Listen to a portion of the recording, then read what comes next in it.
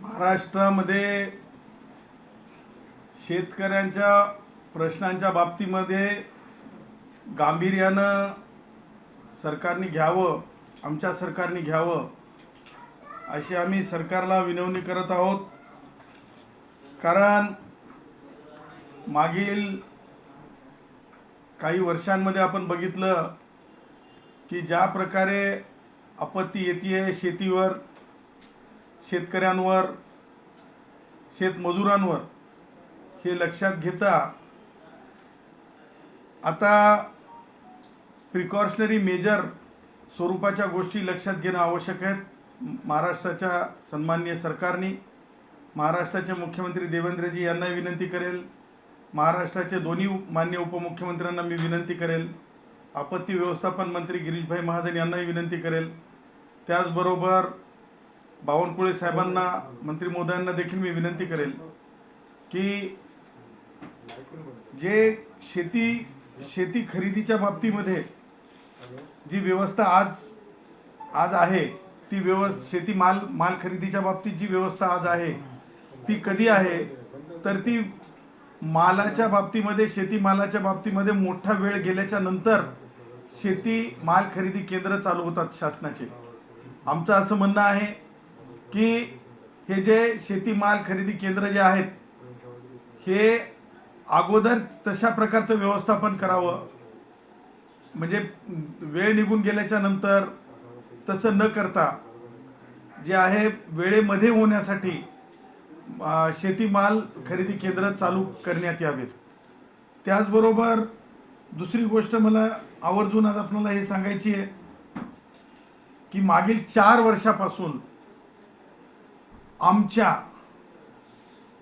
कास्तकार, शेतकरी, अल्पभूधारक शेतकरी, खास करून अल्पभूधारक शेतकरी यांनी विहिरी पाडलेल्या आहेत शासनाच्या योजनेमधून, परंतु मागील 4 वर्षापासून त्या विहिरीच्या बांधकामाचे पैसे प्राप्त झालेले नाहीत। आमच्या सरकारला आम्हाला विनंती करायची आहे की तातडीनं इतर सगळे बिलं थांबवा, इतर सगळ्या उपक्रमांचे पैसे थांबवा, इतर सगळ्या कारणांचे देयक पैसे थांबवा। आधी शेतकऱ्यांच्या मागच्या 4 वर्षापासून जे शेतीमध्ये योजनांच्या खाली विहिरी पाडण्याच्या बाबतीत अनुदानाची व्यवस्था केली, ते अनुदानाच्या व्यवस्थित जे विहिरीचे अनुदान आहेत ते तातडीने वाटप व्हावे। कारण ब्लॉक डेव्हलपमेंट ऑफिसर्स काय सांगतायत प्रत्येक तालुक्याला, ते म्हणतायत की आणखीन आदेश आलेले नाहीत। मला सांगा, विहीर खोदण्याच्या बाबतीमध्ये आदेश येतो, म्हणजे BDOंना अधिकार किंवा जिल्हा परिषदेच्या संबंधित अधिकाऱ्यांना अधिकार आहे। मग आता बिल देण्याच्या बाबतीत, कारण आपणच म्हणजे उत्तेजना म्हणून शेतकऱ्यांचा लाड केलेला आहे की बाबा शेतकऱ्यांना एक सुख मिळावं, एक पाण्याची व्यवस्था व्हावी, पाण्याखालची जमीन व्हावी, त्याच्यातून उत्पन्न वाढावं दरडोई, आणि शेतकऱ्यांना त्याचा लाभ मिळावा। परंतु शेतकऱ्यांनी ज्या विहिरी पाडल्यात मागच्या 4 वर्षात, आज ते शेतकरी हवालदिल झालेत। त्याचं कारण असं आहे की शेतकऱ्यांनी स्वतःच्या कुटुंबातले सनक साठे, म्हणजे जे काही कुटुंबामध्ये छोटं मोठं सोनं असतं ते ठेवून, गहाण ठेवून विहिरीचे देयक दिलेले आहेत।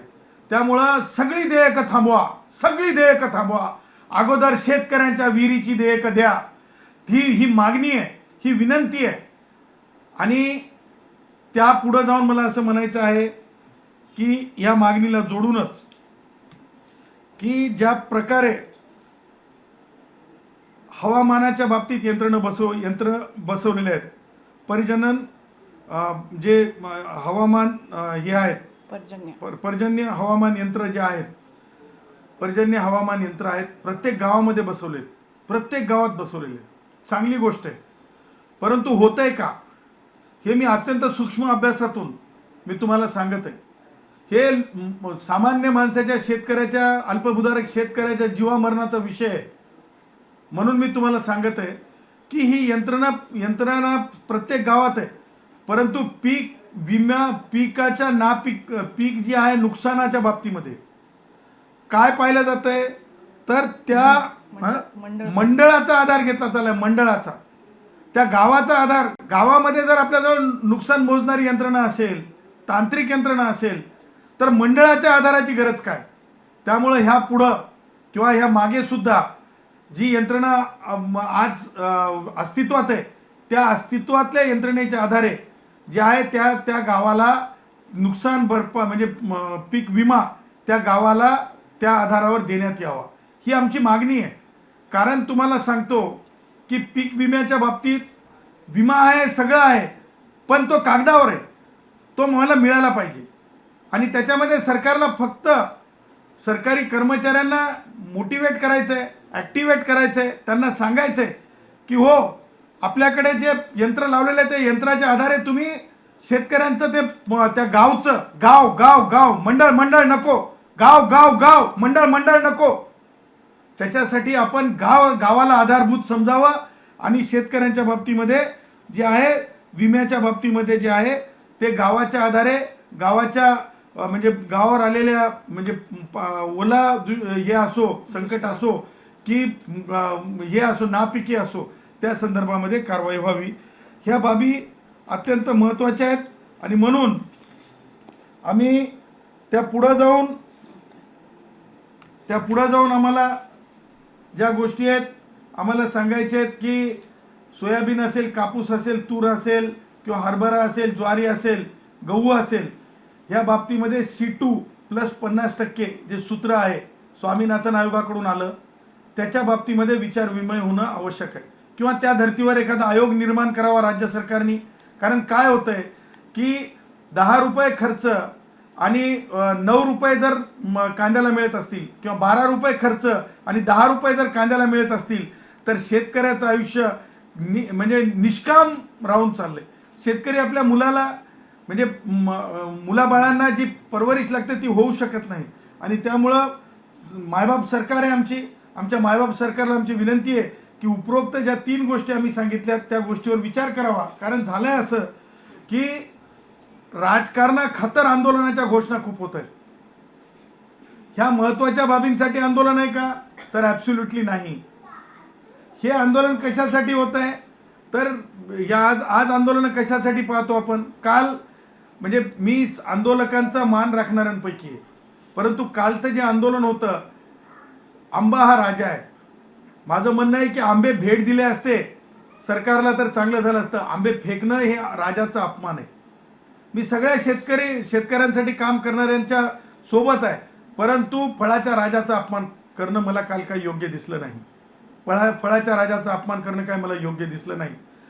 मागणी असावी, मागणी ही रास्त असावी, मागणीसाठी लढलं पाहिजे, त्या मताचे आहोत आम्ही. आता दुसरं एक आंदोलन घातलं चाललंय की मनोज जरंगे नावाची व्यक्ती, आंदोलनाची घोषणा त्या व्यक्तीने केलेली आहे. आता ही मनोज जरंगे काय? तर हा मनोज जरंगे हा मराठा भावांचा माझा नेता आहे का?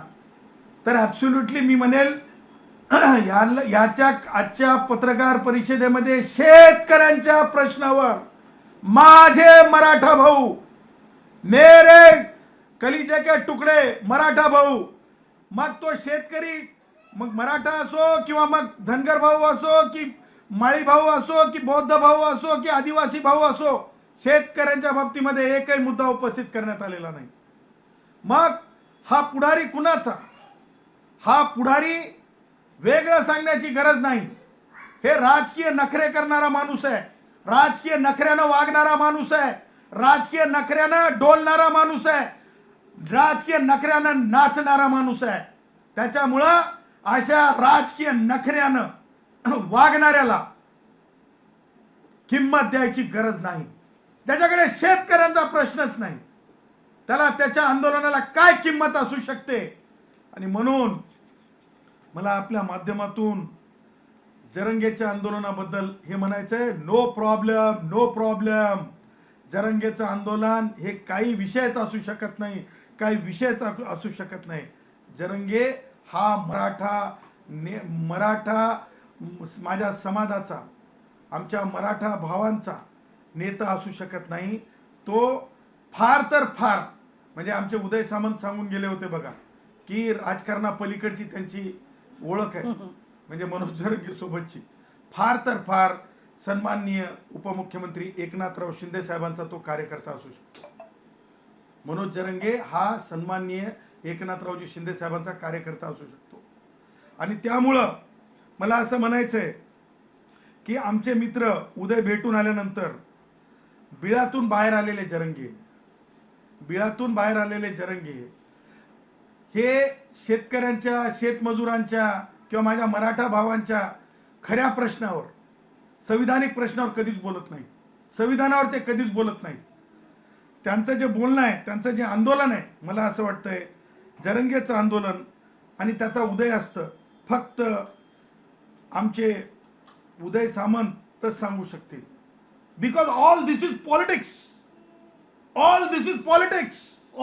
पॉलिटिक्स.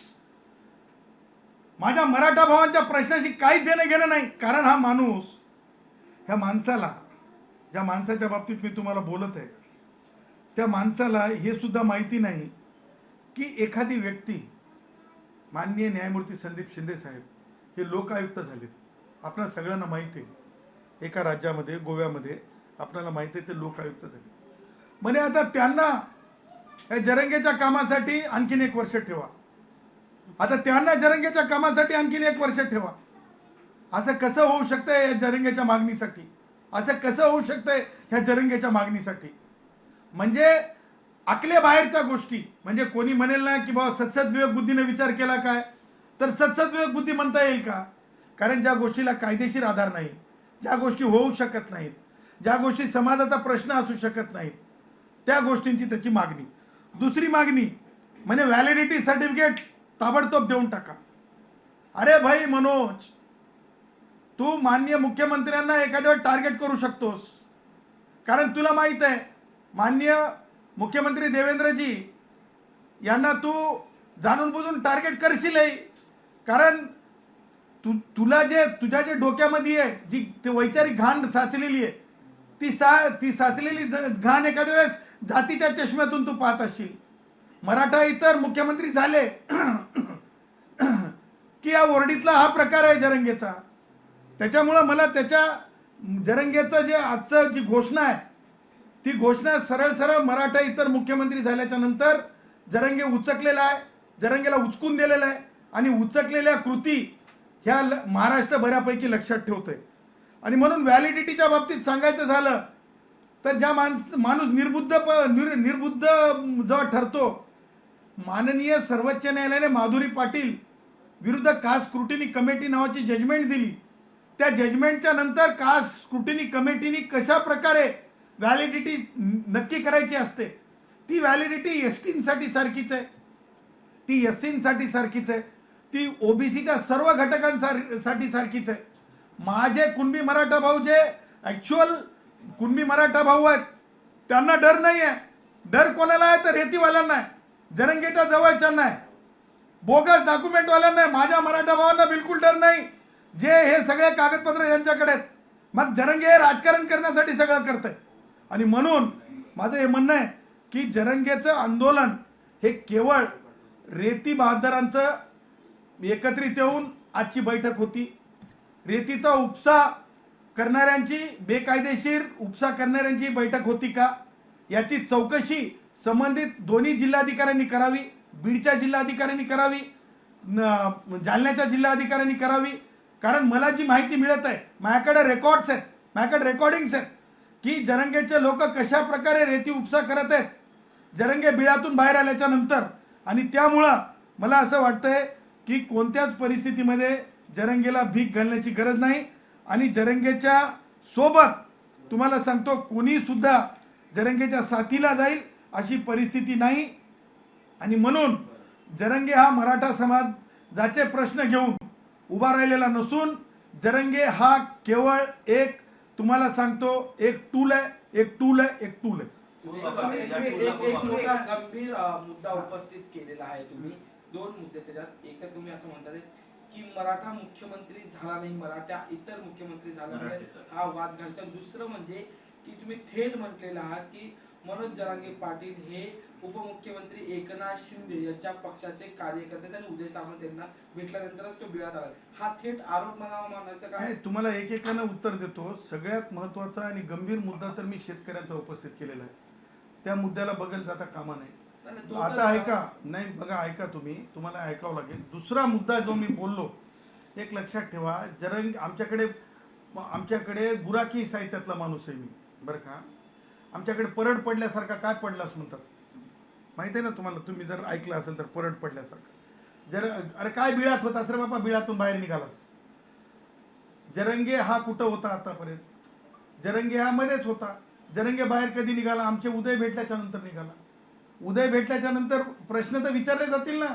प्रश्न विचारण्याचा अधिकार आहे की नाही? हिंदुस्थानी नागरिक आहे की नाही? ह्या विद्यमान सरकारच्या बाबतीमध्ये आमचे कष्टकरी शेतकरी शेतमजुरांचं नेतृत्व करतो, आम्ही विद्यार्थ्यांचं नेतृत्व करतो. आम्हाला प्रश्न विचारण्याचा अधिकार आहे. कारण आम्ही कटोरा घेऊन राजकारणाची भीक मागायला किंवा कोणीतरी विधान परिषदेची कटोरा घेऊन उभं राहून कटोरात काहीतरी पडल्याच्या नंतर बोलणारे नाहीत आम्ही.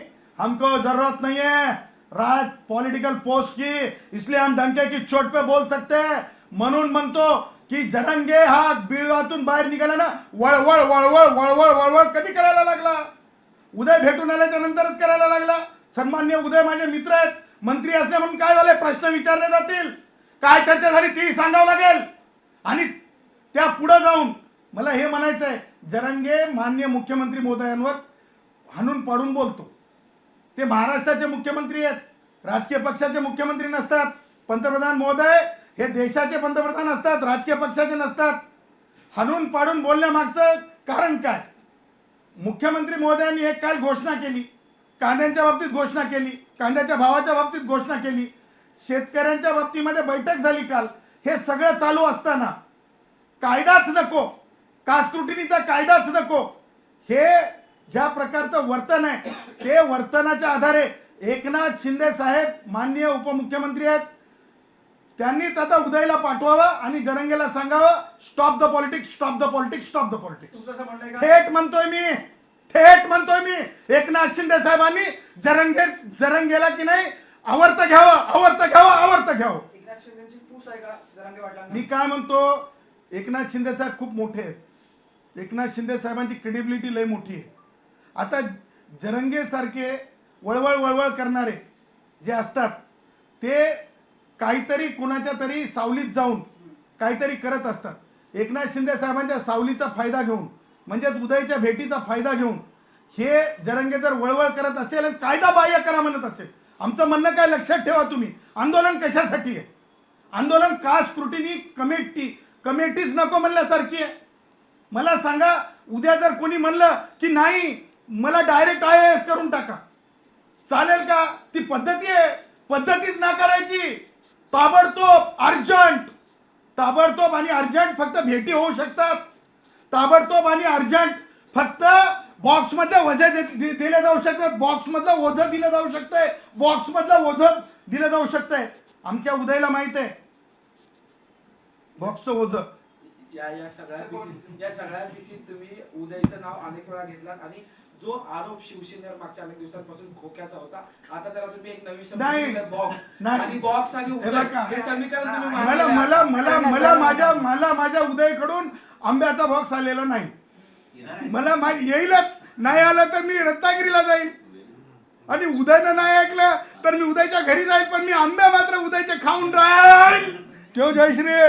आंबे तर उदयचे खाऊन राहणारच, नाही छोडूंगा उदय, नाही छोडूंगा उदय. पण ते आंबे बॉक्स मध्ये असतील. अरे उदयला काही विचारायचं ठेवा. उदय सामंतांना बॉक्सचं वजन माहिती आहे, तर कोणत्या अनुषंगाने आंब्याच्या बॉक्सचं वजन? मी तुम्हाला असं काही बोललो नाही, तुम्ही चुकीचे अर्थ काढत आहात. आणि तुम्हाला सांगतो, मी फक्त बॉक्स आंब्याचे असतात, मी खोक्या, मग माझा मित्र आहे, मी काय करावं ते तुम्ही ठरवणार का? मला खोके वगैरे माहित नाही, मला बॉक्स आंब्याच्या माहित आहेत, कारण सीझन आंब्याचा. आंब्याच्या बॉक्स बद्दल बोलताना पैशांचे सिंबल केलं ना हाताने? नाही, ते काय आमचा जुना हिशोब आहे. माझा उदयचा माझा मित्र आहे ना. बघा, उदय माझा कौटुंबिक मित्र आहे का जयश्री? बरोबर ना? आणि आय रिस्पेक्ट फुल फॅमिली. म्हणजे उदयची जी माननीय उदय जे सामंत आहेत ते मंत्री आहेत, त्यांची पूर्ण फॅमिलीचा मी आदर राखतो. खूप चांगली फॅमिली आहे. आणि काही गोष्टी ज्या असतात जे म्हणजे सिम्बॉलिक सांगून सुचवायच्या असतात, त्याच्यामुळे आंबे म्हणजे हा आंबे जयश्री आहे ना यार. तर ह्या सगळ्या गोष्टी सिम्बॉलिक समजवण्याचा प्रयत्न आहे की आज मनोज जरंगे एखाद्या म्हणजे प्रश्न नसताना प्रश्न निर्माण करून एखाद्या 3 इमेज असलेल्या माननीय मुख्यमंत्री महोदयांवर जर बोलू शकत असेल, तर उद्या कुणीतरी माननीय एकनाथरावजी शिंदे साहेबांवर सुद्धा कोणी बोलेल. ह्या सगळ्या गोष्टी ज्या आहेत ना राजकारणाच्या अपरिपक्वतेच्या आहेत आणि त्याच्यामुळे जरंगेसारख्या टूलला जवळ करण्यात येऊ नये. आणि जरंगेला जर आता मराठा भवानीच मी आज जी पत्रकार परिषदेत सांगितलं, हे मुद्दे एवढे बोलके आहेत. आता म्हणजे सांगा न्यायमूर्ती शिंदे साहेबांच्या बाबतीमध्ये ते लोकायुक्त झाल्याच्या नंतर जरंगेच्या कामासाठी पाठवलं जाऊ शकते का? साध्या गोष्टी आहेत, समजण्यासारख्या गोष्टी आहेत. म्हणजे त्याला आज मुद्दे सुद्धा काढता आले नाही. ते सगळे रेतीवाले एकत्र झाले आणि रेतीवाल्याने जे सांगलं ते बोलून गेलं. रेतीवाल्यानं सांगलं ते बोलून गेलं. रेतीवाल्यानं सांगलं ते बोलून गेलं. आगामी काळामध्ये मी आज तुमच्या माध्यमातून एक घोषणा करत आहे. आगामी काळामध्ये परभणी, जालना, बीड हे जे आणि लातूर हे जे 4 जिल्हे आहेत, या 4 जिल्ह्यामध्ये विहिरींच्या बाबतीमध्ये किती शेतकऱ्यांना पैसे मिळालेले नाहीत त्याचा जो एकूण डाटा आहे तो डाटा आम्ही एकत्र करत आहोत. शेतकरी प्रश्नावर आम्हाला काम करायचं आहे. शेतकरी प्रश्नावर आम्ही काम करणार आहोत. शेतकरी शेतमजूर ही खूप महत्त्वाची बाब आहे आणि त्यातल्या त्यात अल्पभूधारक शेतकरी. आणि त्यानिमित्तानं येणाऱ्या आठवड्यामध्येच आम्ही माननीय मंत्री बावनकुळे साहेबांची भेट घेणार आहोत. अनेक विषय आहेत ते तुम्हाला येणाऱ्या आठवड्यामध्ये सोमवारी किंवा मंगळवारी समजतील. सालावरते साहेब, म्हणजे आता मनोज जरांगे पाटील यांचा आका बदललाय असं थोडक्यात तुम्हाला सांगायचंय? नाही, मला तर ते आका काका कळत नाही. कारण तुम्ही कायम सांगायचे यापूर्वी की मनोज जरांगे पाटील यांचा आका बारामतीत बसले, असं कायम काय? नाही, मी आका कधीच बोललो नाही. आका काका आणि ते मी काय ते बोका तसे काय माझे शब्द नसतात. मी एवढंच सांगतो की मनोज जरंगे हा कधी सुद्धा वैचारिकदृष्ट्या शुद्ध व्यक्ती नाही. मनोज जरंगेला शेतकरी, शेतमजूर, अल्पभूधारक शेतकरी, विद्यार्थी याच्याशी घेणं देणं नाही. मनोज जरंगे हा टूल आहे, पॉलिटिकल टूल आहे. आणि त्या पुढे जाऊन मनोज जरंगे हा जे काही करतो तो फीडेड पद्धतीने करतो. आणि ही आजची त्याची जी पत्रकार परिषद आजची जी घोषणा होती ती कम्प्लिटली फीडेड होती. त्याच्यामुळं लोक त्याच्या म्हणण्याला कोणी लक्ष देणार नाही. कोणते कुणाचे पॉलिटिकल टूल आहे त्यांना कोण फीड करतं आणि तुम्ही आरोप करता तुम्ही उदय सामंतांचं नाव घेता. माझा उदय सांगेल त्यांना प्रश्न विचारला. सक्षम आहे माझा मित्र उदय एकदम सक्षम आहे. माझं काहीतरी त्यांना विचारायला ठेवणार की नाही. फडणवीसांवरती देखील आरोप केलेला आहे. त्यासोबतच गॅजेट जे देत आहेत ते देखील थांबवण्यात आलेले आहेत आणि सरसकट ज्या गॅजेटनुसार आहे ते प्रमाणपत्र वितरित करण्यात यावं अशी पुन्हा एकदा मागणी केलेली आहे. सरकारकडून जे प्रमाणपत्र आहेत वितरित करतायत त्याला कुठेतरी थांबवण्यात आलेले आहेत असं देखील आरोप केला आहे. मंदिरातली शिरणी अशी डायरेक्ट थेट वाटण्याचा अधिकार आहे. मंदिरातली शिरणी थेट वाटण्याचा अधिकार आहे. जातीचे प्रमाणपत्र व्हॅलिडिटी ही कास्ट स्क्रुटिनी कमिटीला त्यांच्या दिलेल्या जे 4 वेगवेगळ्या कमिट्या असतात. एक कमिटी असते विजिलन्स कमिटी, दुसरी असली रिसर्च ऑफिसर, तिसरी असते ॲडमिनिस्ट्रेटिव्ह कमिटी. हे आणि उपजिल्हा ॲडिशनल कलेक्टर त्याचे प्रमुख असतात.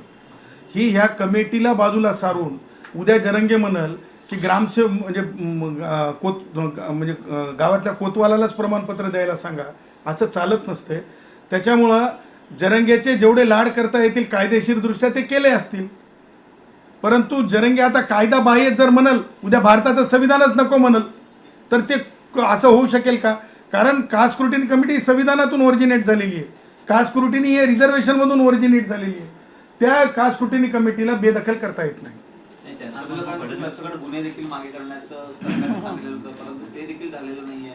बघा, बसेस जाळल्या असतील, लोकांना मारहाण झालेली असेल, पोलीस भावांना मारहाण झालेली असेल, पोलीस महिलांना मारहाण झालेली असेल, मी तुम्हाला सांगतो कुणीच पोलिसांना झालेली मारहाणीचे गुन्हे वापस घेऊ शकत नाही. कुणीच आमच्या लालपरी एसटी महामंडळाच्या जाळल्याचे गुन्हे वापस घेऊ शकत नाही. कुणीच फिजिकल व्हायलन्सच्या बाबतीतले गुन्हे वापस घेऊ शकत नाही. हा कायदा माननीय सर्वोच्च न्यायालयाच्या सहानी विरुद्ध भारत सरकार ह्या केसमधून आपण वाचून घ्यावा. तशा प्रकारचे अधिकार गृह विभागाला नाहीत, तशा प्रकारचे अधिकार स्वतः न्यायालयाला सुद्धा नाहीत. न्यायालयामध्ये बिफोर ट्रायल कुणाला सुद्धा बाहेर काढता येणार नाही ह्या गुन्ह्यांमध्ये, कारण फिजिकल व्हायलन्स आहे, वर्दीला लागलेलं रक्त आहे. DYSP कुठं होते? अंतरवाली सराटीमध्ये एक पत्रकार तुमच्याच माध्यमातला, त्या पत्रकारांनी त्या DYSPना वाचवलं होतं त्या मंदिरामध्ये. त्या पत्रकारांनी कसा श्वास दिला होता त्या DYSPना. ह्या सगळ्या बोलक्या गोष्टी आहेत. कोण जरंगे? पोलीस वर्दीतला DYSP दर्जाचे माननीय अधिकारी जीवापासून वाचवलेले पत्रकारांनी पाहिलेले आहेत आणि पत्रकारांनी वाचवलेले आहेत. 800 गुन्हे. जरंगे तर काय, आणखीन कुणी जरी म्हणलं तरी असे गुन्हे वापस घेतले जाणार नाहीत. शेतकऱ्यांचे प्रश्न आहेत, त्याच प्रश्नांना म्हणजे प्राथमिकता असली पाहिजे. माझ्या विरोधात षडयंत्र हे रचलं जातंय आणि रचलेलं होतं असा देखील आरोप आहे तो सत्ताधाऱ्यांवरती केलेला आहे. कसं होतं, मनोज जरांगेंच्या विरोधात कोण षडयंत्र षडयंत्र म्हणजे वाळू उपसा करू द्या बिंदास्तपणे. कोणी तहसीलदार वाळू उपसा बिंदास्तपणे करू देईल का? टिप्पर चालवू द्या. टिप्परच्या नंबर प्लेटवर डांबर लावलेले डांबर. मला प्रत्येक गोष्ट, मी ऑडिटर सोडलेत आता, सोशल ऑडिटर आहेत माझे, त्या टिप्पर्सला नंबर नाहीत.